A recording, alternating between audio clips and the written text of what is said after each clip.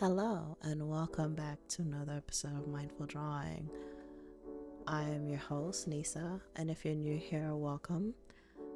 In this series, we look at posts from r/mental health and try to give some advice or answer some questions of people who are using the flare, need support, or question opinion/thoughts. Essentially, I pick posts where I think I can give the best support, the best advice I personally can at the time.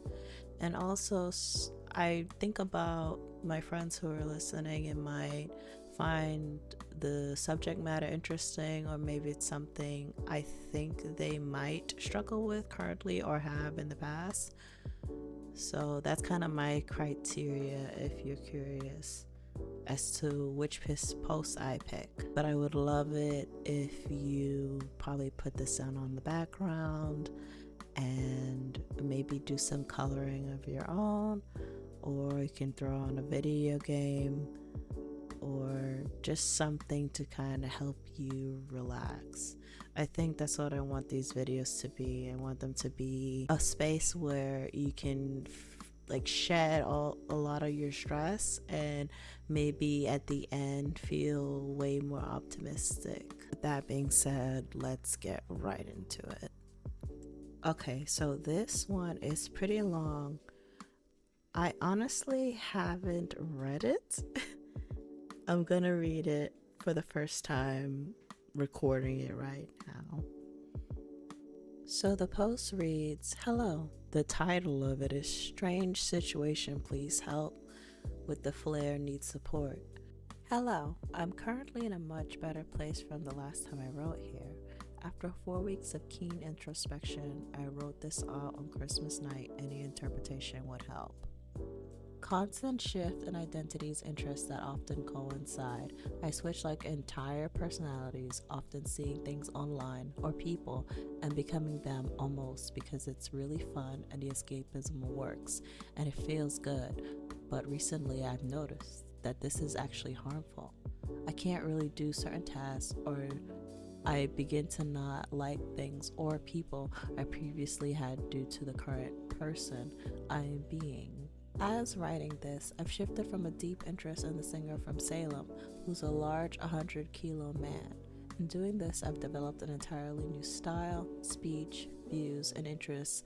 This shift has made me neglect my love of film, and now only coming out to it, I even comprehend what I've been doing before. I wouldn't even think about it. As I have hindsight on this situation, I'm currently writing from a new person. Often members of bands, but when I was younger, it would be cool micro-influencers or even a distant friend I once and so enamored by I would develop my entire life around them. Currently, I'm talking in the person of another band member from The Help, a Skinner sleazy character, which now changed my entire goal of going to the gym and getting big into trying to lose an incredible amount of weight. I think this is a manifestation of what I've had for a seriously long time. Previously, as a kid, it would be hobbies or sports. I've tried to go pro in basketball, football, rugby, but I get bored and I switch when the novelty runs out. Back when it was fun, it was exploration of interests and potentially a new search into where I fit in the world. But recently, the extremity of it has become all too much. Not being able to stick to a task, having to be the right person to do something, has been extremely annoying. I don't maintain relationships very long because it becomes boring. I'm constantly moving through different thoughts, scenarios, personalities, and even morals. I'm angry, I just can't do something.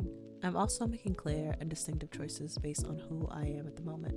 My first thought when waking up was, what would I wear? Or when I'm walking outside in the rain, would they put the hood up right now? My biggest annoyance are the relationships. I often resent a friend or partner when I'm in a different personality, which has led to a lot of messy falling outs. I also provoke people and I am rude for some sort of kick, which I want to stop. I am conscious and aware of all this, so I don't feel insane or anything. I just want to be an experience for once. My second biggest issue is sticking to something for a long period of time. I just get so bored and the novelty runs out, so I run to something else, which will suffice. It's also do or die, all in or nothing at all. I'm thinking about my entire life, but I can't quite compute the outcome of living like a certain way for my entire life, and sometimes that's the point of the shift. I used to say to myself, I'm suffering from success and that I need to decrease my options. I spend a ridiculous amount of money on new things and resent them within 5 days. I'm tired of not feeling, enough in living. Thanks for reading. When I read this, I was thinking, my first question that I wanted to ask is how old are you? Well, let me not talk to this person like they're here. I guess when I first read this post, I was thinking how old is this person? Because it's interesting. Sometimes we do things in our youth and our adolescence and our young adulthood, and then grow out of it once we've experienced more life and met different people and sort of has gotten into the flow of what life is for us as individuals. It's not necessarily the same thing, but I know for me, there are things and habits I used to do and feelings and emotions I used to have for decades. And in the last, 6-7 years, I've been able to drop these things just because I know that they aren't the most healthy way to cope with a life. For example, for me, one big thing was constantly having music or some stimulation around me just so that I could function. For ever since I was very young, I basically grew up in a house where the TV was always on, or if the TV wasn't on, there was always music playing. My mom loved putting the radio on, and the radio was it became a big nostalgic link for good things in my childhood. And as I got older and I got my own room and spent more time with myself, the radio always stayed on in my room constantly. Even when I wasn't home and I was at school, I would come home and the radio would be playing. I'd be sleeping, the radio would be playing. And when, smartphones became a thing, well, even before smartphones, I had an iPod, I had 5 different Walkmans depending on my mood, and tons of CDs. And when smartphones became a thing, my need for stimulation became even worse. And then once I started having symptoms of hallucinations, the need to constantly be distracted by stuff was even worse, even way worse, to the point where I wouldn't go to events or hang out with people because I knew I couldn't constantly listen to music the whole time. And once I sorted out the prime reason for why I was doing that, it became a lot easier to fall out of that habit.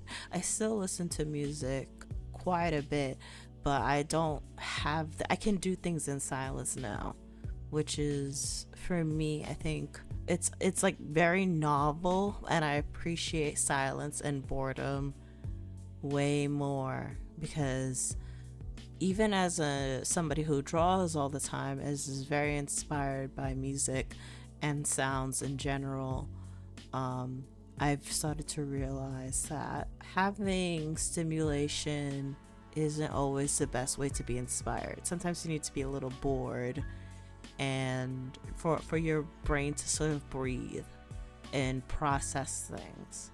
I would say with this poster, this kind of reminds me of that, because they said the moment they feel like life is happening, or let me read exactly what they said. I can't quite compute the outcome of living like a certain way for my entire life, and sometimes that's the point of the shift. So, yeah, it seems that once you realize that you are going to be stagnant, that's when you distract yourself.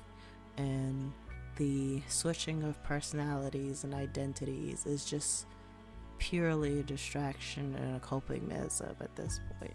And as much as this is hurting your ability to maintain relationships right now and not make a complete mess out of your life, I want to say this is not that bad.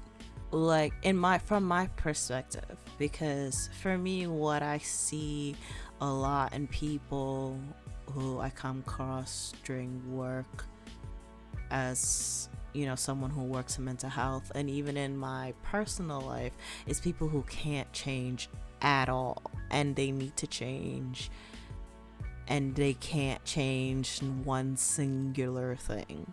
And I think, honestly, with this kind of behavior, I would assume it makes you a little bit more empathetic to people, because you've just put yourself in people's shoes a lot. So I think that's another skill that you might or might not have developed doing this. But I'd say, there's like the really great quote from Pink Floyd, which goes, all you touch and all you feel is all your life will ever be.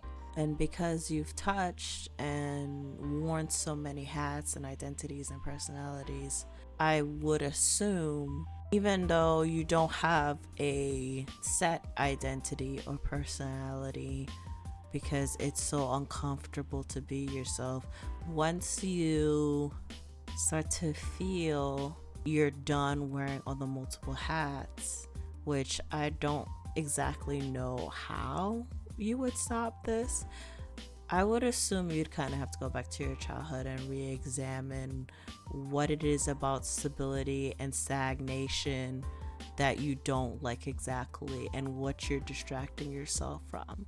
Because to me, what this reads is not like a personality disorder in a sense.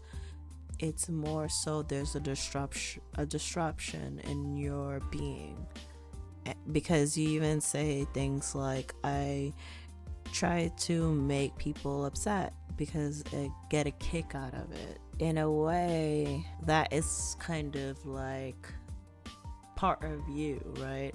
Like, because that's something that that's a thread with ever personality you pick.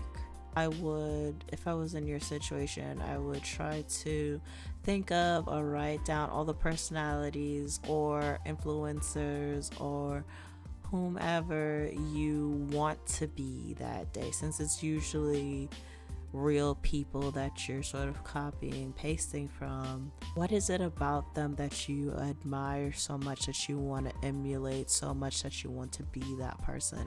And what is it that you're lacking, or you feel like you're lacking, that it's not okay or good enough to be yourself? Because even though you might not see it right now, there's definitely a thread. There's always a pattern. And even if there isn't a pattern, we're human beings. We will make one, we will find one. So I think you just need this space, because this also weirdly sounds like an addiction in a way. This unrest happens, and then you have to switch immediately to something else, or like as a coping mechanism. So I would say go cold turkey as long as you can, not being other people, and see how that feels. And it's gonna be very uncomfortable for however long the first stretch of it is. My thing about addiction is you need to understand you're gonna be uncomfortable, but the discomfort doesn't last forever. Like, eventually, you will, the less you do of the thing, you will not need it. And if you do need to keep doing it, I think it says more about maybe your environment or the people you're around, as opposed to it being some internal struggle innately in yourself. Like, yes, your internal self is struggling with the externals outside of yourself. However, if there are factors that are pushing and prodding you to want to be a different person, and you really want to change, then I would strongly consider changing the circle of people around you. But honestly, like, bringing it back to my own personal experience, when I think about when I was younger and I didn't like myself either, and I didn't like the idea of being me, and I didn't like who I was, like, I didn't even really appreciate my culture at the time, like where my family came from, like all sorts of stuff, like anything that was connected to me I didn't like. And I kind of understand now that that was like a lack of self-love coming from myself. The reason that I am the person that I am now and that I like myself is because I'm actually did what you're kind of doing, which is, or what this person is kind of doing, which is asking myself, what would the person I would like to be, what would they do in this situation? Which is kind of funny because they want to stop doing this, and ultimately this kind of questioning and thinking helped me to become who I wanted to be, because I was such a blank slate in my mind. And then, to be honest, I met people who emulated the traits that I wanted to have, and realized, oh, these people are flawed. They're flawed as fuck. And they're not any better than me. And I started to realize, like, there's nothing wrong with being myself. And the more I hung around different types of people, I just realized that this internal struggle that I had of disliking myself was just within me, and also was perpetuated by like my family and the friends that I had, or people I considered friends. I don't think they helped for me to see like the good things within me. I mostly ultimately learned that from going outside of my comfort zone, and people that looked like me, looked like my family, thought like my family members. So once I realized that I wasn't so bad, I started actually, now that I'm like in my 30s, I've gone back a lot, especially within like my Caribbean culture, and have started to appreciate a lot of like the history and the culture, the food, and all those things. Even the fact that I was so heavily criticized as a child. Sometimes I don't think it was entirely bad. I think it gave me a sense of discipline and being able to self-correct, which a lot of people don't have that. I've met so many people who are so not disciplined, unable to be introspective about themselves. And it's not necessarily that one way of being raised is better than the other. I realize that there's good and bad in everything, and like Pink Floyd said, all you touch, all you feel is all you're gonna be. So you might as well just touch on every little thing you can to build yourself and to become the person you were ultimately meant to be. Okay, that last one was pretty long. I don't know how long I'm gonna make these because I want people to watch them and have time to watch them, but we'll see. So, our second question is, what does being in love feel like? With the question flair. Hello. I'm not entirely sure if this is the right place to come, but oh well. I'm not diagnosed with anything, but I've always gotten super attached and dependent to one person in my life at a time, two so far, and been absolutely crushed when they were angry or upset with me. I'm trying to get out of this cycle with my boyfriend because I know it's not healthy and I want to make this work. I really like him, but when I feel the first hints of it coming back, I panicked and I think I started to pull away. I seem to only be able to be super dependent or overly detached. What should a good spot in the middle feel like? So, to me, I think you're a person who. I need to stop talking to these people like they're there, but it's kind of difficult to do that.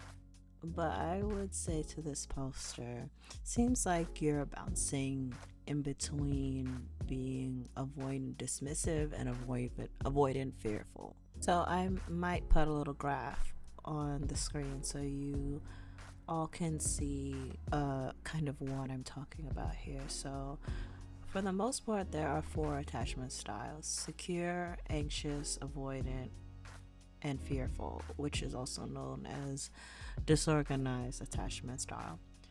And this person, I would say, is sort of bouncing between being very avoidant by being more self reliant,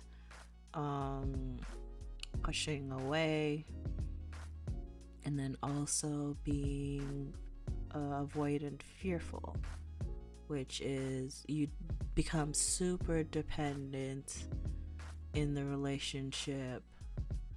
You fear rejection and you have very low self-esteem and high anxiety in your relationship. So both these attachment styles, a dismissive being sort of a person who experiences low anxiety, and fearful or disorganized is usually present in people who are highly anxious. Both these styles kind of sit in between being high avoidance. So my assumption is when things are going really well in your life and you have low anxiety, you seem to be way more self-reliant and don't necessarily need the relationship. But when you're high anxiety, something stressful is going on, become more dependent. You like fear the rejection. You kind of panic. I don't necessarily think that there is a proper way to love someone, right? Like, there's no real way to fully explain. But I think for a lot of us, and the secure attachment style is what we kind of are reaching for, which is you can trust the person fairly easily. You're attuned to your own emotions as well as theirs. You can cooperate and you're flexible within the relationship, and also you're not afraid expressing yourself. And I think honestly a lot of attachment style has to do with where you are in life, which could involve like age and where you live and who you're with, and plus experience, meaning you kind of know what you want from a relationship and what the other person's intentions are and if your goals are the same. Like for me, before I ended up with the person I'm with now, I was in a relationship for about 8 years, I want to say. It was a very long time. And I was super young. Like, we were kind of high school sweethearts. And the relationship ended when I was like in my mid-20s, I want to say. So a very long time. And I didn't know what like love looked like for me. I just knew that I really liked this person and I felt really safe and secure with them to an extent, and that the feeling was more important to me than anything else at the time going on. So I fell into that avoidant, fearful attachment style because also I was super like scared and afraid of what my future was gonna look like. If I wanted even to have a future, I just knew that when I was with this person, I felt amazing and I didn't think about anything really negative until, towards the end and after the end. I definitely had very low self-esteem as well. Now, I would say I'm definitely in a secure attachment style. It's not always 100% secure. I think from coming from that prior relationships, I definitely have a lot of insecurities. Sometimes that pop up, but that's just human. That'll happen. But now that I'm way more secure in my life and I know who I am and what I've learned from the prior relationship, what I don't want and what I do want, and the function of the relationship, ultimately I feel very secure in it. Which for me means I can't necessarily know the future. I don't know if my relationship will last forever as much as I would love it to. Things happen, people change. I know that I have the ability now to communicate and be flexible with my behaviors, his behaviors, and sort of adapt.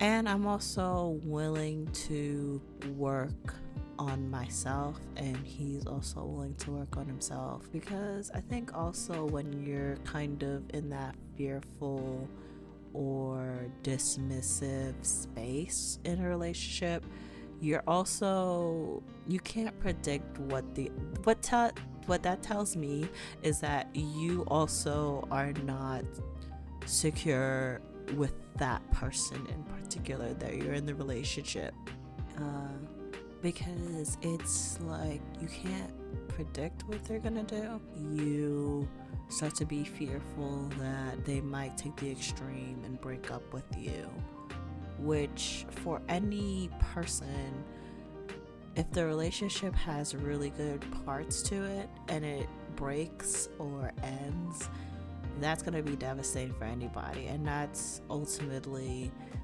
like emotionally our goal, right? Is to stay stable. But I think with any breakup, no matter how much self-love you have or whatever, if it's got really good parts but just doesn't work out for some reason, it will make you unstable to an extent. The poster said, I've been absolutely crushed when they are angry or upset with me. The thing about it is, people are going to be upset with you. People are going to get angry with you. Most times, they're not even going to really be angry at you. They're going to be angry at something else. For me, a good spot in the middle is knowing that if my relationship ends, it will hurt, but I ultimately believe love is, it's a quote, love is giving someone the power to destroy you and knowing they will never use it. And I'm not necessarily talking about like ending your life. I think there are worse things in life than death. You build your whole life with someone and you trust someone for so long. They have the power to leave or to stay, and they decide to leave. And when a person leaves, they take a lot of you with them, unfortunately. I'm gonna be so real. I've been through so much in my life, and I think that 8-year relationship, when it ended, I still have never felt anything worse emotionally in my life and I've been through a lot of stuff. There's just something about, a person not necessarily being like just in your life anymore. It sucks. And yeah, I haven't felt anything. Like, even just the physical sensations of heartbreak is like, it literally feels like your heart is breaking. I give my partner the ability to do that to me again, if that is possible, or there's a possibility that that would happen. But I have more faith and belief, which is a feeling that is ultimately supported by our communication and admiration for each other, that we want this to work more than anything else that's kind of going on in our lives, and we're very committed to each other. So even though it might change, even if there is a change, there's still communication and maturity there. And I don't know if that's what love looks like, quote unquote, but I know for me that's what a healthy love is. Alright guys, I'm gonna end it here. I really enjoy doing these. This one is super long, but I'm hoping that you got something out of it. That if you did do something like on the side or while you were listening to it, that it came out amazing. I hope whatever I was coloring came out really good. But yeah, that's it. I will see you in the next one. Bye.